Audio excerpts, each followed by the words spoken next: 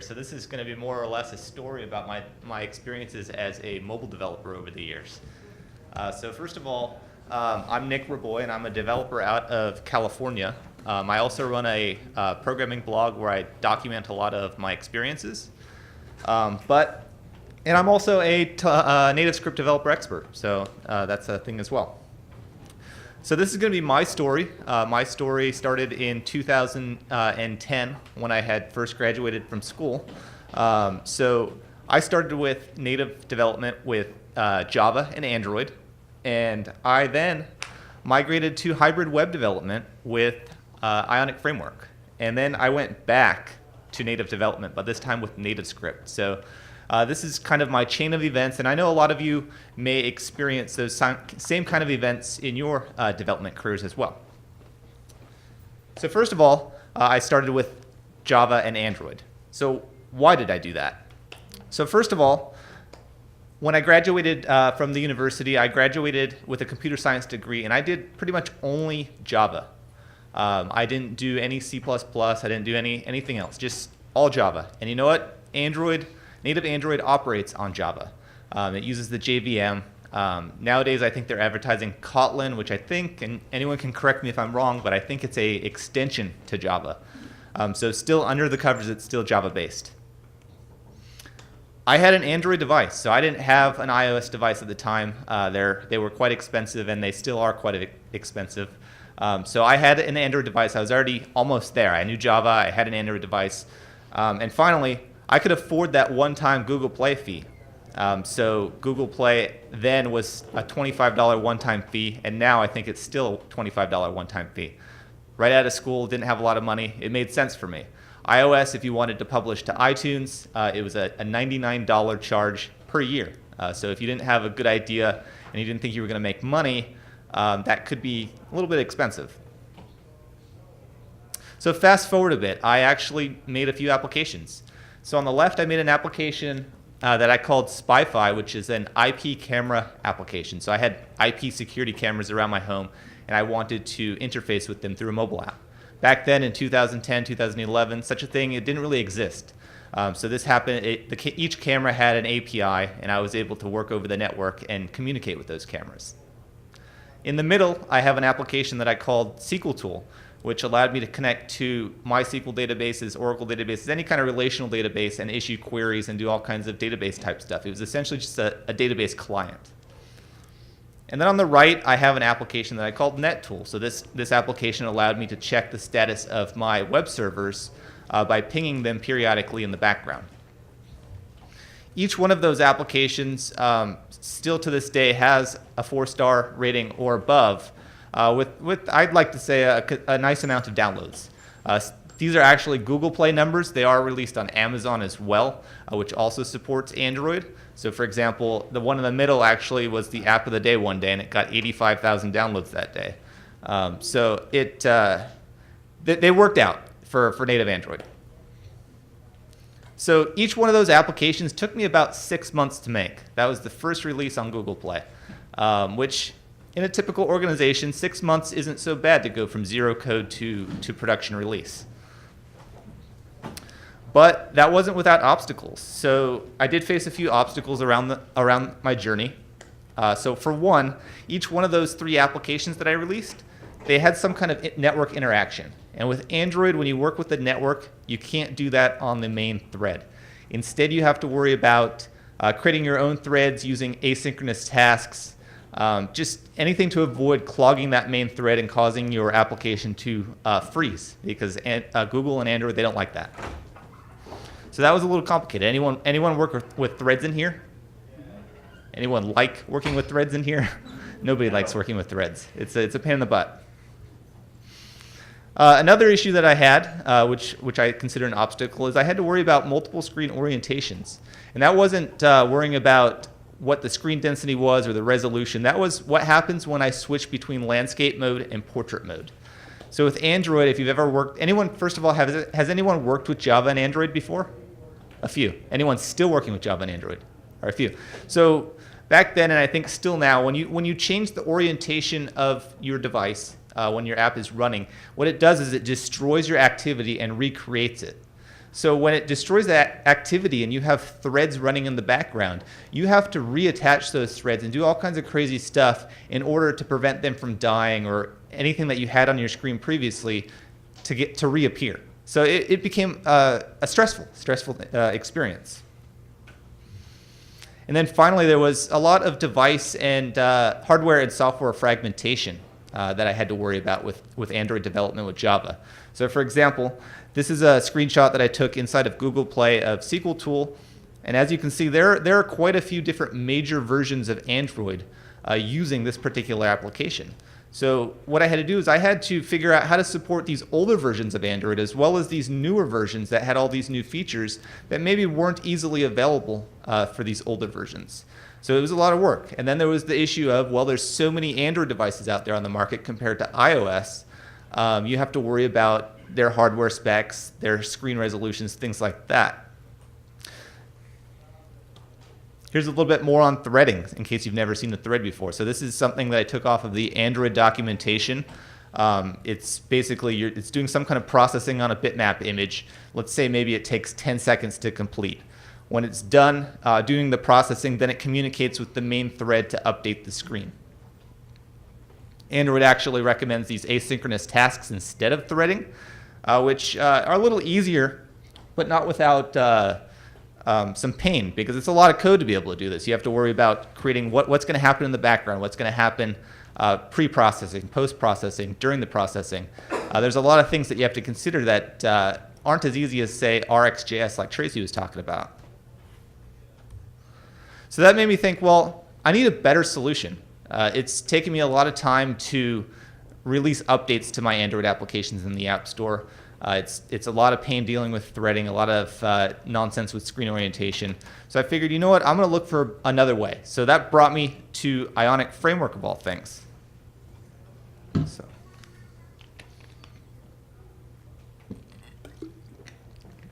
So why did I choose Ionic Framework? So when I was developing with native Android with Java, one thing that really slowed me down was creating a UI. I'm not a designer, I'm not an artist. So one thing that they promised was a very attractive user interface. And it was very attractive, it still is very attractive. So that was a major win for me in thinking about switching. I was getting worn out of all the threading. Switching to a JavaScript framework, I really didn't have to concern myself with that kind of stuff. And I also didn't have to concern myself with things like orientation changes or even the extra complexity that Java adds. So I'm a decent Java developer, but you know what, Java, there's a lot of things that Java does that's really a pain in the butt. I knew JavaScript. Even though that I was learning Java in school, I was still a web developer. I knew how to build websites, so I thought that I could take those skills and apply them towards mobile application development. And then finally, since this is a few years after I had started creating Android applications with Java, and I was profiting from the applications that I had released, I figured, you know what, now it's time to consider supporting this other audience. So I know Android right now is probably I think it was listed as the most popular operating system out there. Back then, iOS was still the leader. So I figured I'd cash in on the iOS side of things. So it was time for me to make that jump. So fast forward a bit. I released 2 apps on the App Store with Ionic Framework. On the left, I have an application that I called Snapper for DigitalOcean. It used the DigitalOcean RESTful APIs, and I was able to control my virtual private servers.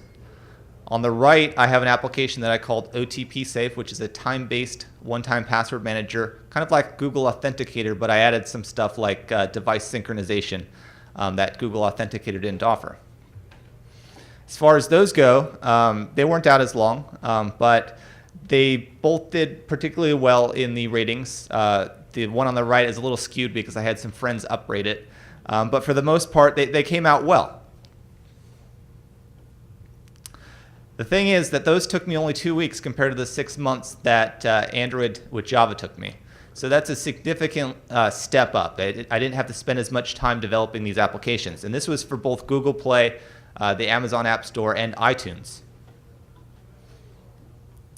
Now, take for example the Snapper app that I had released, which uses a lot of HTTP requests.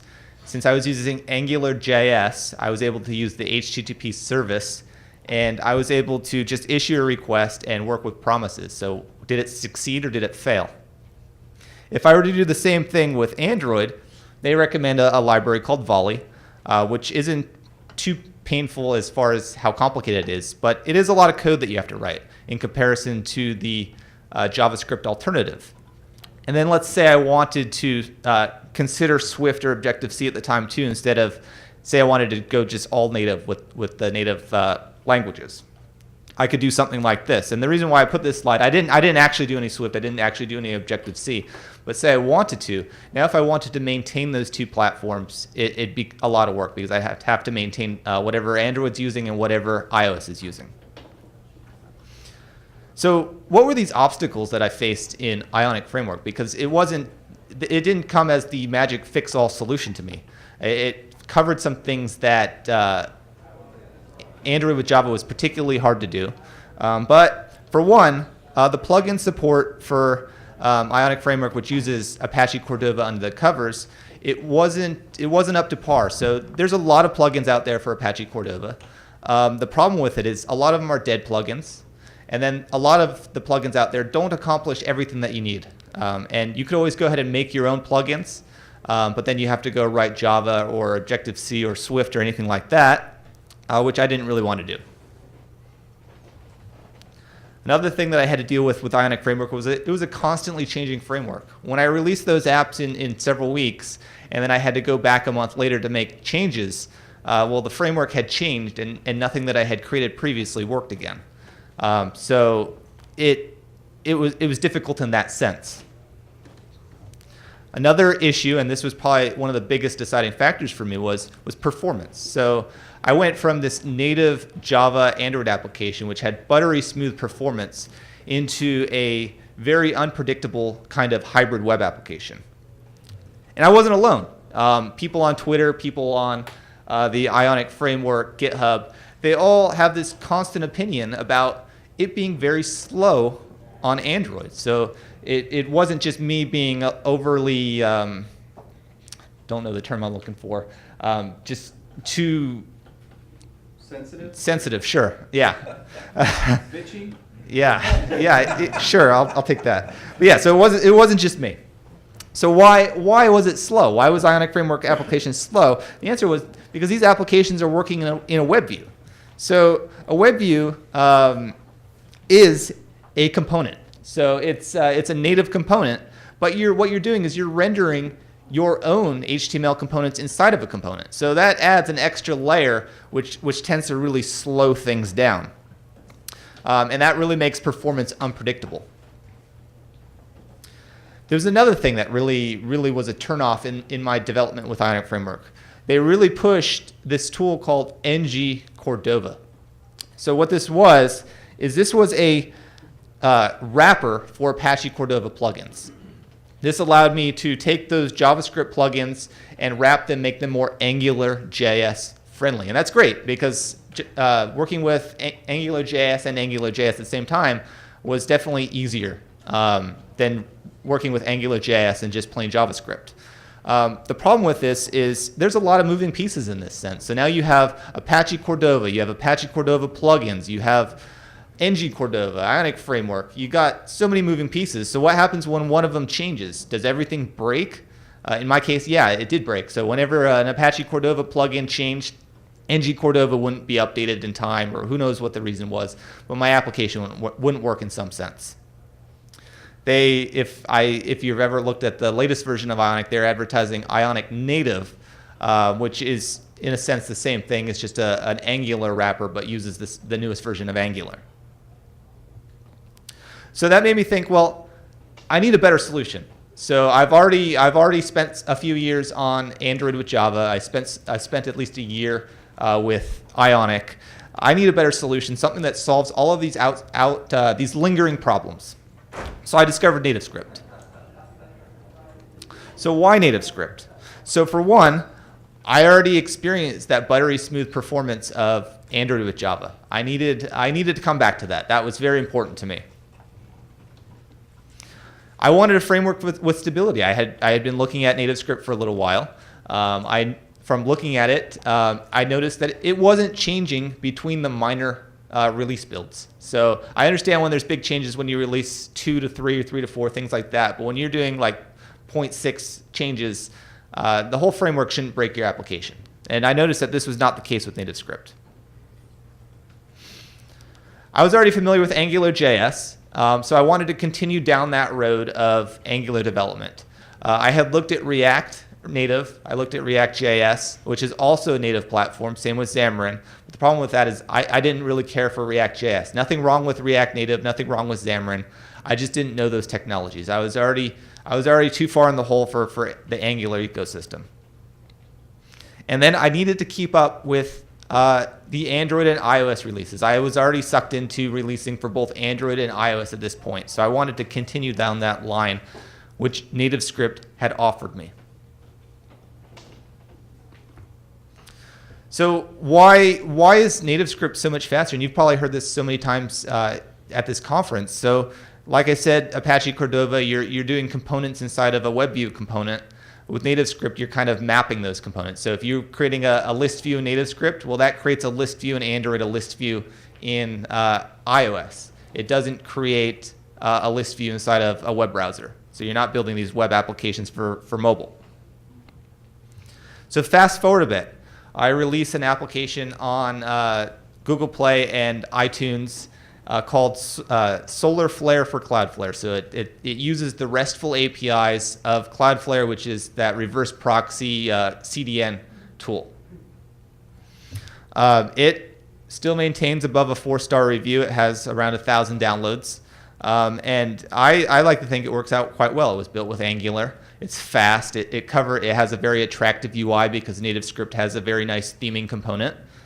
The thing is, it only took me 2 weeks as well. So just like with Ionic Framework, I was able to create an application from start to finish, release it to the App Store, make a little money on it in a very short amount of time in comparison to what I did with pure Java and Android. So a few takeaways. One, my conclusion. So NativeScript, you have that native performance that you would see in Android with Java or even iOS. Again, I'm not really an iOS developer, so I can't really comment there. But from an Android perspective, I got that performance that I needed. I didn't have any complaints in that department. I didn't have to deal with the complexity of threading or orientation changes or Java in NativeScript because it still uses JavaScript, Angular, whatever framework I wanted to use. I didn't have to worry about Java. And I could compile cross-platform applications. So I could create, using a single code set, an iOS application and an Android application without any trouble. So that's really all I had as far as my story. I'm still working with NativeScript. I'm still developing applications, and I'm finding the process to be an overall breeze in comparison to what I've already experimented with. So if you did want to find help, I'm happy to help anyone with their development journey. Some of you maybe experiences the same things I did in the past. Going forward with NativeScript, maybe it's changing the way you see things. I also have a course that I have online. If you do want to enroll in it for free, there is a coupon code there, and I will be distributing these slides. So this is a course, it'll get you started with developing NativeScript applications with Angular. So that's all I have. I'm happy to answer any questions now or later, if you have any. All right, thank you.